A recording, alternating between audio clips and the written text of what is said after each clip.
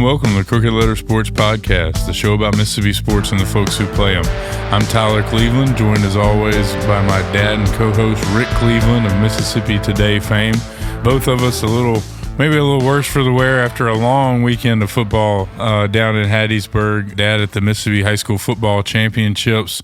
Big fun down there. A lot of good games, huh? 7 games in 3 days. Man, I was seeing yellow flags in my sleep.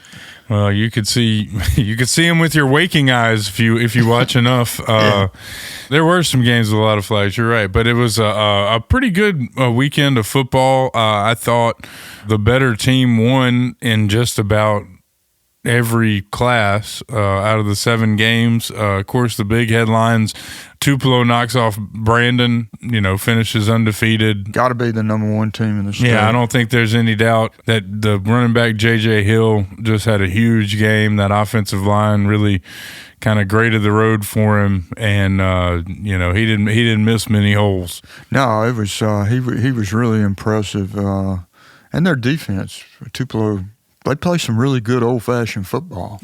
Yeah, they really do. And I was talking to Coach Harden, who we're going to have on the show sometime soon, Ty Harden there at Tupelo, and he was talking about that's how you win championships. You just gotta at that point you just kind of got to get out of the way and let them do what you did all season. Dance with the date that brung you, as you wrote in your story. The kid J.J. Hill. He's just a junior, and he's weighs 225 and quick, and they may be back. Yeah, they could be. I mean, they got to replace a couple of guys up front, but they're, there's no shortage of talent. And Tupelo is never. It's not like they haven't been talented enough to do this a couple of years. They kind of finally just put it together. So, congratulations to Ty. In the other classes, I know your Hattiesburg High Tigers did not come out the way you had hoped. Grenada, man. Michael Fair and Grenada. I told you they were good, and I told you they had a good back, and McCaleb Taylor had himself an afternoon. They did, and they pretty much just whipped Hattiesburg up front, both sides of the ball, I thought. They sure looked like the better team. And, we've seen Michael Fair. I covered him when he was a great offensive guard at Mississippi State, and then I covered him winning a state championship at Lafayette County, and now he's at Grenada, and he's got it going there. He's doing a great job. Still, hats off to Hattiesburg for the season they had. They, 13-0 coming into the game. You picked the wrong time not to have your best game, but I'll say again, I think the best team won. Yeah, I was going to say, I think Grenada had a lot to do with that. They were good like that all year, though. Very quickly through some of the other scores, we did have a shocker in 4A with Poplarville knocking off Louisville. But going into that was 12-0 in the MHSAA era in championship games. So they lose to Poplarville 29-28. It was the exact inverse of that 2020 championship where Louisville scored what would have been the tying touchdown, but went for 2 to get the lead late and won that way. This time they scored the game-tying touchdown, went for 2, did not get it, lost by 1 point. I think that shocked a lot of people, but Jay Beach had that Poplarville team playing pretty well. Oh, they're really good. Poplarville's good all the time, and I don't know how many times they'd win against Louisville if they played 10 times, but they won when it counted. Exactly. Heidelberg blew out Charleston to get revenge on the championship from last year in 2A. That was kind of anticlimactic. I thought that was going to be a good game again, and where the Oilers just ran away with it. How about the crowd that came from Heidelberg? Yeah, man, they must have brought all of Jasper County. That was really cool to see. I mean, I looked it up. Their population is under 700 in Heidelberg, and they had to have 3,000, 4,000 fans, maybe 5,000 fans over there. It was really impressive. I don't know. They were coming out the woodworks, and they were there early, because you and I, that was the first game of the day, and you and I were dragging a bit coming in, and they were already there. Dressed in white and ready to go. They were ready to go. Stop me if you've heard this before. West Point wins the 5A championship, beating Gaucher 28-21. It was a pretty good game as well. Real good game. And then maybe the closest, or the two of them were 1-point games. The other 1-point game was the Baldwin Bearcats knocking off the Simmons Blue Devils. Baldwin was headed back to Class 2A in the next class reclassification. But before they left 1A, they got them one. Well, that surprised me. You know, I've covered Baldwin in state championships a lot of times, but it's always been basketball. And here they were playing a team that I'll be honest with you, that game surprised me. Well, they got turnovers, and you know how that goes. Yeah. You get turnovers, you usually win the football game. And then the other one was kind of a surprise, was that Choctaw County Noxubee game. Choctaw County beats Noxubee County 34-27. Camario Taylor, the big-time Mississippi State signee from Noxubee County. I thought he played pretty decent. I just thought Choctaw County was a little bit better. Well, you can't throw it and catch it. And boy, he really looks the part now. I mean, I think Mississippi State has a guy they can build around. I think so too. Camario Taylor. I think so too. Plus, I was impressed with the quarterback from Choctaw County, KJ Cork. I thought he played pretty well, and they were maybe the most well-coached team outside of West Point I saw all week.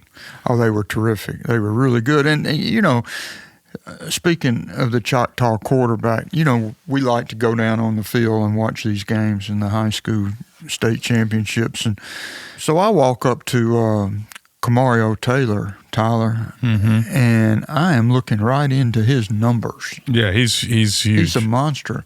And then I walk up to the Choctaw quarterback, and we're eye to eye. Yeah. It's just kind of neat to see the little guy, do it. Well, he won the MVP award in a game that included a 5-star wide receiver and a 4-star quarterback who are both going to Ole Miss and State. Yeah. Big-time recruits. Yeah. And he just kind of took over. No surprise there, as you wrote in your story about the history there at Choctaw County. It's a school that encompasses what used to be Ackerman and Ware. Yeah. Two teams that have had two schools that had a whole lot of success, especially Ware. They were, for a long time, they were the best small school program in Mississippi. And, won, I don't know how many, 6, I think, 1A titles. And then the two schools consolidated in 2013, and neither one of them and the new school hadn't won one till the other night, but I'm guessing there's going to be a few more. Yeah. Well, what a way to cap the MHSA season. A bunch of good games. We got so much news to get to elsewhere, but I wanted to take a minute to talk about those because it was another really good weekend and, just another good chapter in this story. Yeah, it was. And, the biggest news, of course, is that Southern Miss hired Charles Huff from Marshall. The team at the bottom of the Sun Belt hired the coach of the team that won the Sun Belt. Yeah. A really good hire. And we're going to get to that. In fact, we've got Jeremy McClain coming in, going to join us in just a minute. But let's talk about the other big news. Is we got a lot going on. Ole Miss didn't make the playoffs, but they're going to play Duke in the Gator Bowl. Yeah. Which, I can remember so many years where that would have been heaven for one of our teams to play in the Gator Bowl. It's a little bit of a letdown this year. It is a little bit of a letdown. And for me, not so much the fact that it's the Gator Bowl, but that they drew Duke. I would think, just me spitballing here, and Duke may have the best team they've ever had for all I know, because I haven't followed Duke that closely this season, but it just feels like Ole Miss is a 20, I would guess. They should be a 20-point favorite. I would guess off bat. That's what I would say. Other news, Jackson State wins the SWAC. We'll play this weekend in the Celebration Bowl again, and maybe they can get a win this time. Not just won the SWAC. I mean, like, won it going away. Trounced Southern. Yeah. I'm sure that was pretty satisfying. And they, I just thought Jacoby and Morgan, they've just played really, really well down the stretch here. I mean, everything doesn't always go their way, and they find ways. That's right. And otherwise, the Saints get a win in maybe the worst NFL game I've seen in a long time. Well, I had to call you with like 5 minutes to go because I needed to know if you were laughing hysterically like I was. I mean, that was like the ultimate somebody has to win this game, whether they like it or not. Yeah, more like, yes. Yeah. Whether they like it or not is. Yeah, the Giants are, just terrible. And granted, the Saints, now they lose Derek Carr. Do they have anybody left? Do they? Well, they got 41. Yeah, about to say, Kamara, somebody put him in a steel suit and run him out there in a full. If I was him, I'd take out a life insurance policy. It's pretty bad. When Carr went airborne, it's like one of those. I don't know what the rating on this show is. I don't want to move it from PG-13 to R, but I'll let you know what I said in my living room when he went airborne. I'm thinking, oh God, here we go. Yeah, it's just whatever could go wrong went wrong. Appreciate our quarterback selling out. I'm not sure it was. I'm not sure if that first down was worth 5 weeks at least on the shelf. Right. Other news, Tyler. Boy, Ole Miss and Mississippi State are playing some great basketball right now. Yeah, they're both pretty good. Both top 25 teams, terrific teams. And we got an in-state game this weekend.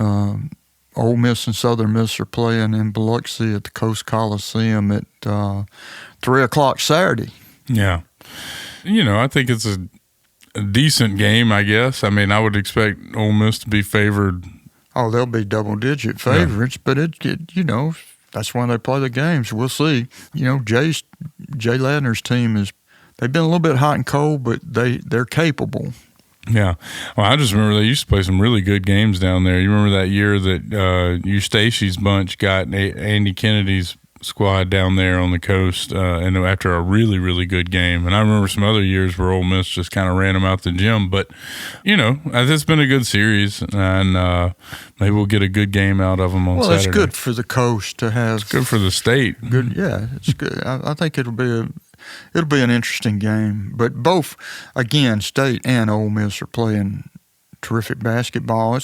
But I don't remember a time since I've been watching it that the SEC is this good. Yeah, they are. Well, they dominated that SEC-ACC challenge.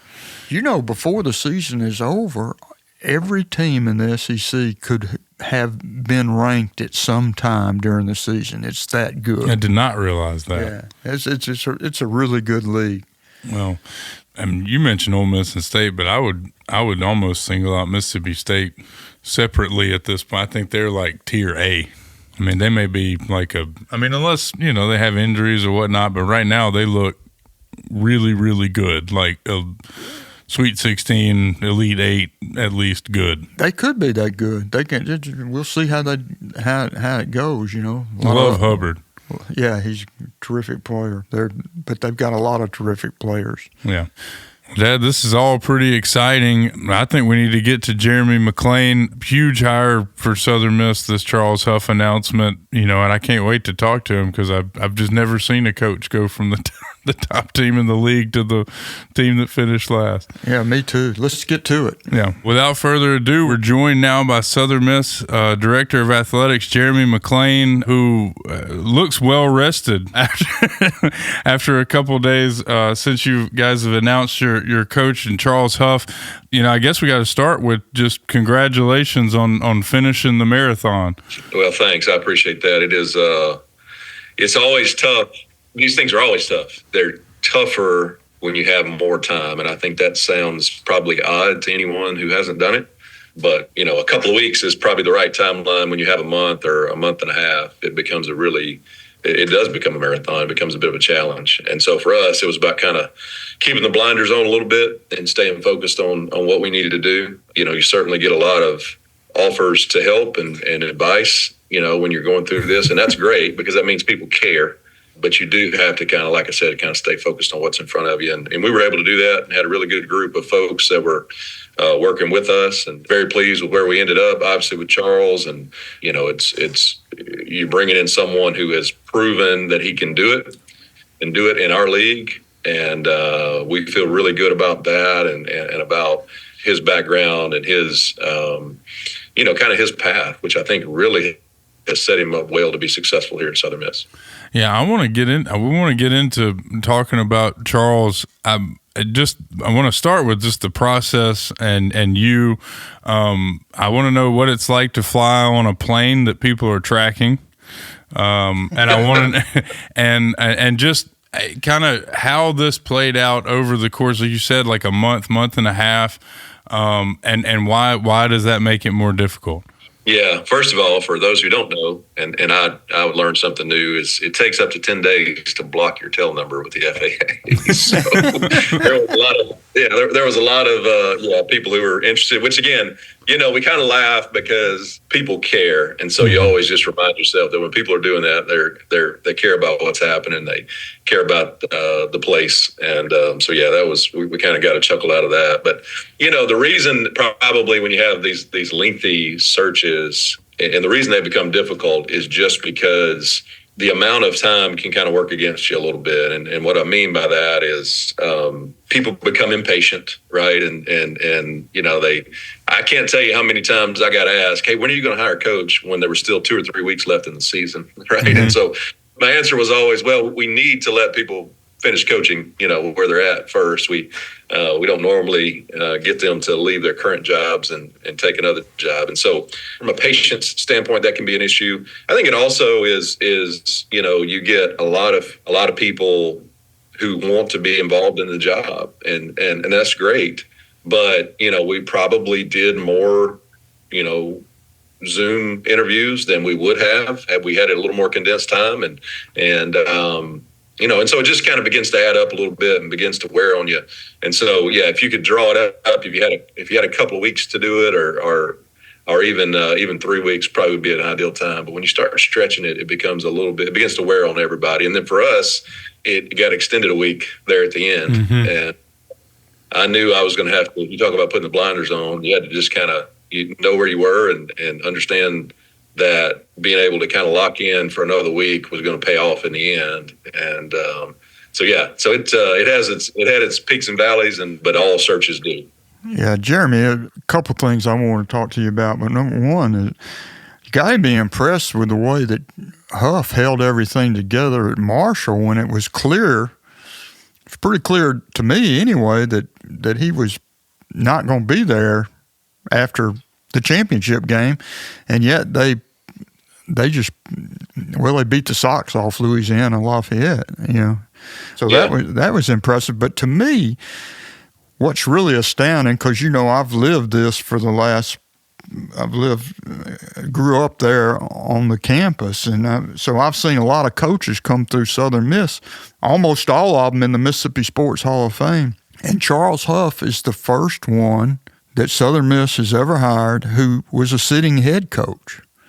Yeah. That's pretty amazing when you think about it. Yeah, and as I begin to realize that, you kind of, it is amazing that it hasn't happened before, and probably it's probably a testament too, Rick, to how people view our job, right? Yeah. I don't think you have as difficult seasons as we've had for the past few years and hire a sitting head coach if people don't really believe in your job. And so I think that was one of the things I can remember, sitting down with Charles and saying, hey, I just want you to know you can win the league from Hattiesburg, Mississippi. I believe that with every, ounce of my being. And he said, let me just stop you right there. Like, you don't have to sell me. Like, I know the place, I know the state, I know the league.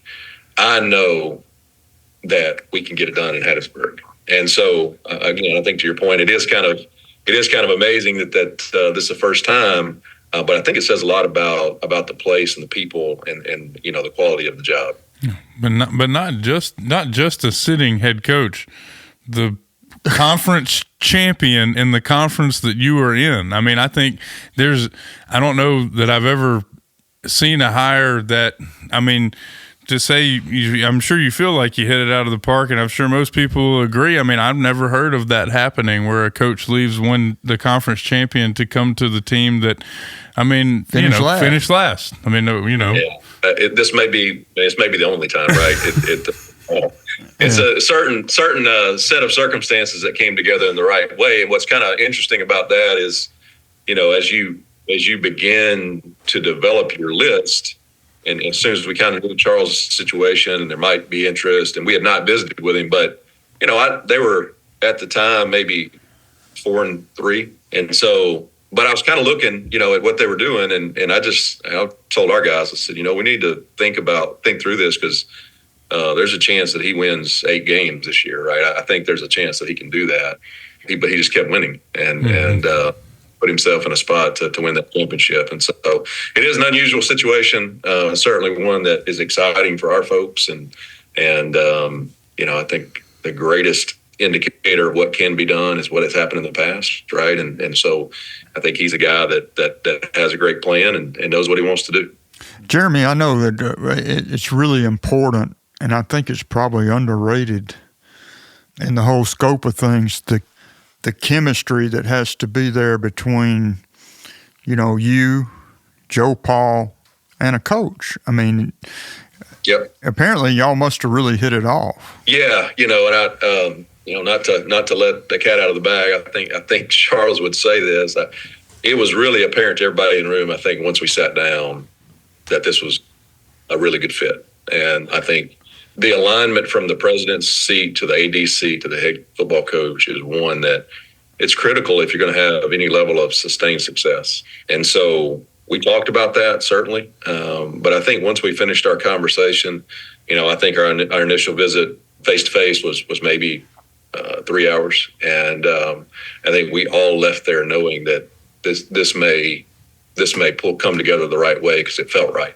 And and so I think he felt that, and I think that was really important to him, is to make sure that he had people who could support him and were kind of focused on the same things. And so that became really apparent really quickly, I think, for all of us, that there was a connection there. Well, we're recording this on Tuesday morning as usual, and you will present him Thursday afternoon at 1. Right. Is it 1 o'clock?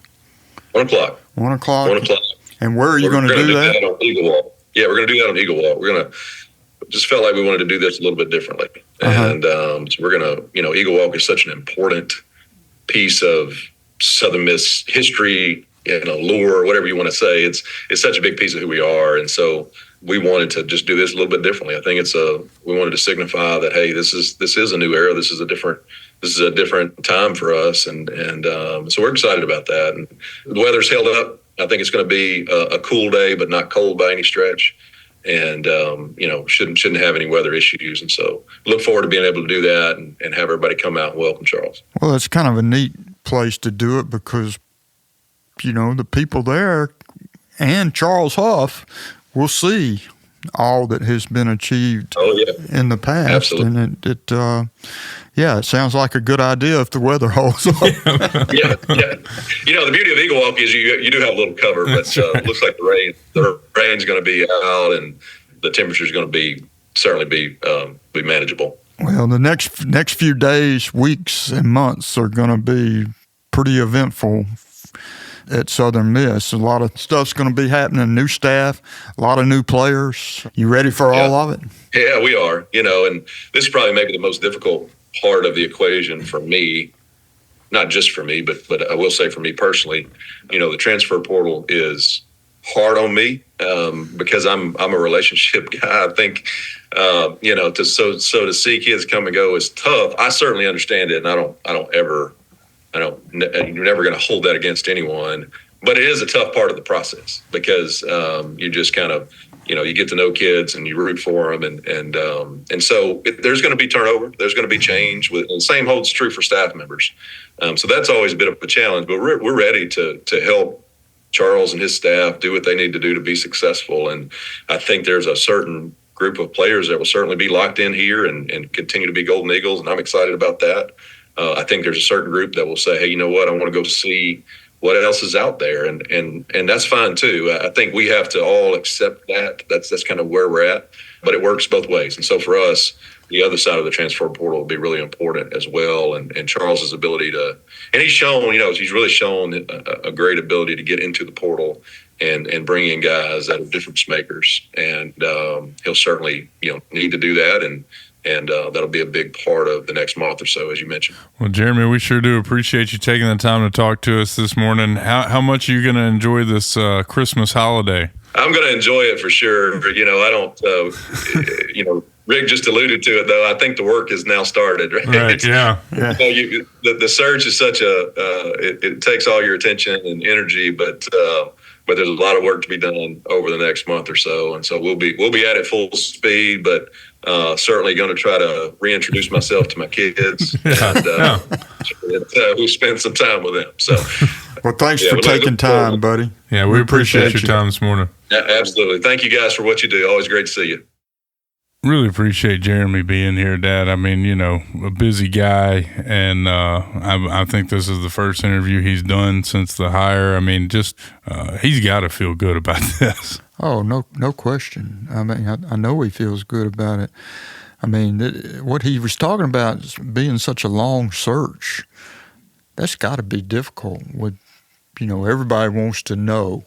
Well, all I could think about was in our job, the longer I have to work on something, the harder it is. Yeah. I mean, if I've got 10 minutes to bang out a 400-word gamer, you know what I mean? The thing usually sings. But if I've got, 2 weeks to write a think piece. Your mind gets cluttered. Yeah. Overanalyzing everything. Yeah, that's all I could think about when he was saying that. Dad, I think that's about all the time we got this week. Anything else you're looking forward to? No, I'm looking forward to seeing what happens. I think we're going to have a really great guest next week, by the way. Yeah, I don't want to tease it too much, but we do have a good guest lined up for next week. And the week after that, potentially. We got a couple. I mean, there's so much news going on right now. It's that time of the year. Yeah, well, thanks to everybody for listening, and we'll see you down the road.